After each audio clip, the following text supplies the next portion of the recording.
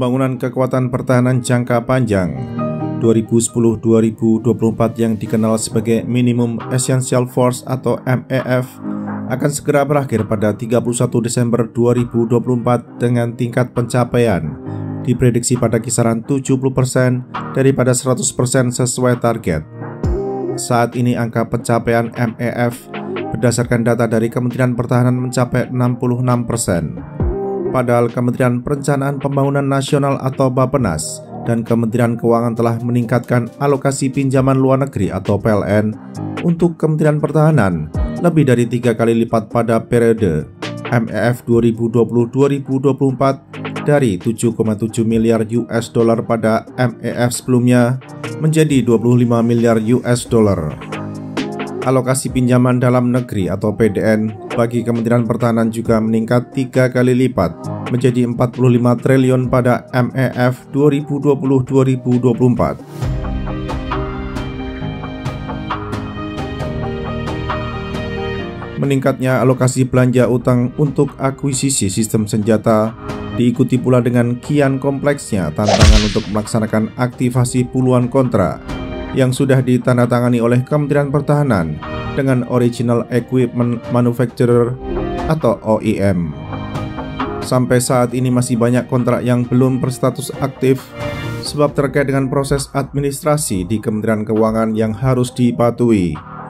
Begitu pula dengan permohonan perpanjangan sejumlah penetapan sumber pembiayaan kepada Menteri Keuangan yang sampai sekarang belum disetujui.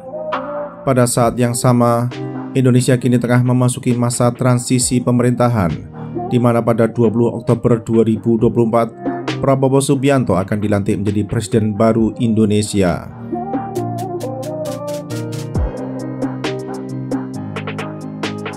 Apabila aktivasi kontrak puluhan program akuisisi sistem senjata dilakukan pada tahun fiskal 2025 dan 2026, maka sistem senjata itu diperkirakan akan diserahkan pada akhir dekade ini. Kecepatan penyerahan dari OEM kepada Kementerian Pertahanan tergantung backlog yang terjadi di masing-masing pabrikan, di mana jadwal penyerahan sudah diakomodasi dalam salah satu klausul kontrak. Terjadinya masalah global supply chain dalam industri pertahanan dan dirgantara global sebagai dampak COVID-19 dan perang Rusia-Ukraina boleh jadi akan mempengaruhi pula beberapa sistem senjata yang dipesan oleh Indonesia, dalam arti jadwal manufaktur sistem senjata menjadi lebih lama dibandingkan sebelum 2020. Dengan demikian, baru pada awal 2030-an TNI sebagai pemakai akhir mulai dapat mengoperasikan berbagai sistem senjata tersebut.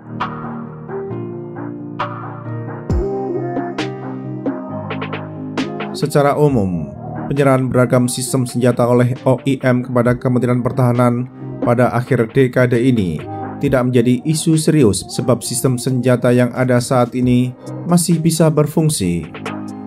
Sebagai contoh, sambil menunggu penyerahan 42 Rafale yang akan terbentang antara 2026 hingga 2030, TNI Angkatan Udara masih memiliki aset seperti F-16 untuk melaksanakan operasi patroli udara.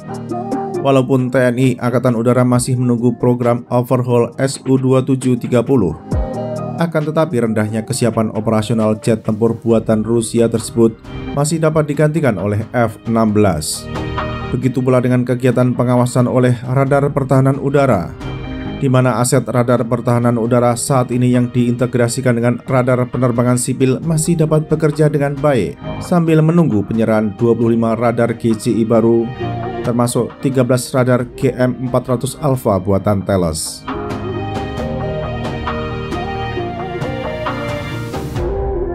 Namun bagi TNI Angkatan Laut, menunggu penyerahan sistem senjata yang kontraknya sudah ditandatangani oleh Kementerian Pertahanan merupakan suatu tantangan tersendiri. Hal ini khususnya berlaku untuk program kapal selam setelah Kementerian Pertahanan menganugerahkan kontrak konstruksi 2 kapal selam Scorpène Evolve kepada Naval Group. Berdasarkan kontrak, Kementerian Pertahanan dan Naval Group sepakat bahwa penyerahan 2 unit kapal selam yang mengadopsi full lithium-ion baterai tersebut akan dilakukan dalam masa 96 bulan setelah kontrak efektif. Sebenarnya tidak ada yang salah dengan klausul kontrak itu, sebab pembangunan kapal selam minimal memerlukan waktu 5 tahun.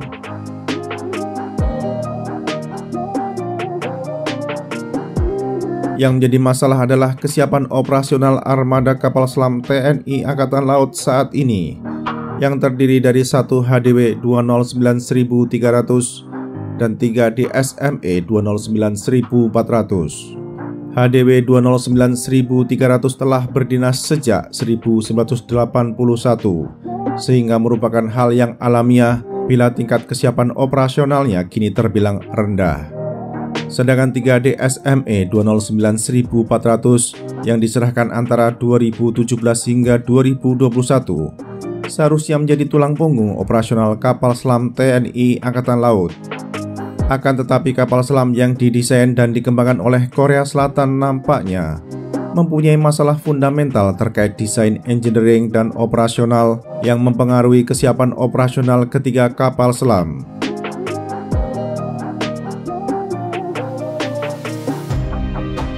Kapal selam DSME 209.400 merupakan kapal selam yang didesain dan dikembangkan oleh DSME berdasarkan desain asli HDW 209.200, di mana kalangan Korea Selatan tersebut membeli lisensi HDW 209.200 dari Jerman. Upaya DSME mengubah desain HDW 209.200 menjadi DSME 209.400 diduga kuat jadi pangkal masalah kesiapan kapal selam buatan DSME di Indonesia. Sebab perubahan desain kapal selam akan mempengaruhi pula weight and balance dengan segala implikasinya. Selain itu, Indonesia sebagai satu-satunya pemakai DSME 209.400 di dunia juga menemukan masalah-masalah teknis dan operasional pada kapal selam itu yang tidak ditemui sebelumnya pada kapal selam HDW 209.300. Satu hal yang menjadi tantangan saat ini adalah masih adanya penyangkalan oleh sebagian pihak di Indonesia terkait dengan kondisi kapal selam buatan Korea Selatan itu.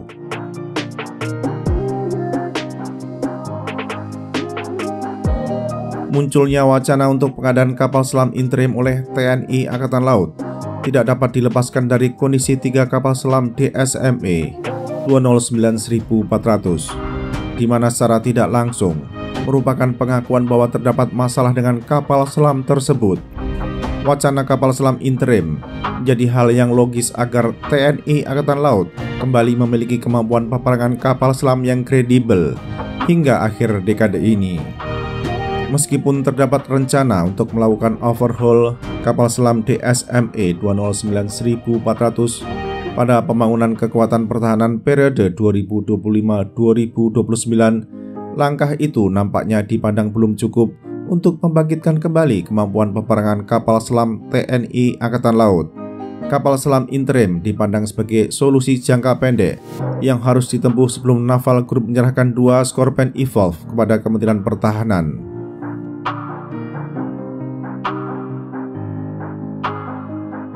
Kata interim sendiri identik dengan sistem senjata bekas sebagaimana dalam kasus rencana akuisisi 12 Miras 2005 dari Qatar senilai 734,5 juta US dollar. Dalam kasus rencana pengadaan jet tempur, terdapat persepsi negatif publik sebab dipandang tidak urgent mengingat armada F-16 TNI Angkatan Udara dipandang masih dapat memenuhi kebutuhan operasional hingga Dassault Aviation menyerahkan 42 Rafale secara bertahap dan teknologi usang yang diadopsi oleh Miras 2005. Program pesawat tempur interim pada akhirnya gagal terwujud karena veto dari Menteri Keuangan selaku bendahara negara. Tentu saja terdapat perbedaan konteks antara wacana pembelian kapal selam interim dan rencana pengadaan Miras 2005.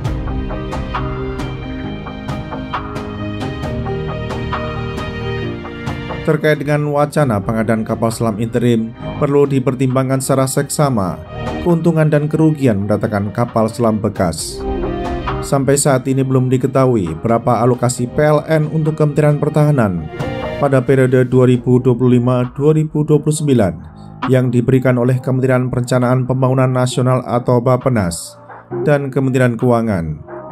jika terdapat program kapal selam dalam Blue Book 2025-2029, akan lebih baik bila alokasi PLN digunakan untuk membeli kapal selam baru daripada kapal selam bekas. Dengan akuisisi kapal selam baru, masa pakai kapal selam tersebut bisa hingga 30 tahun sejak kapal selam diserahkan kepada pembeli.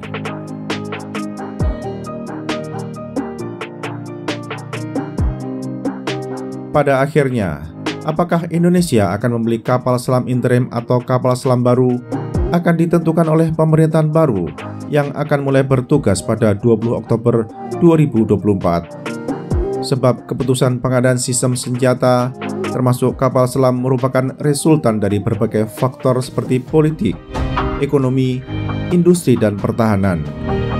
Kebijakan akuisisi adalah turunan dari kebijakan anggaran dan keduanya sangat dipengaruhi oleh faktor-faktor politik domestik dan internasional.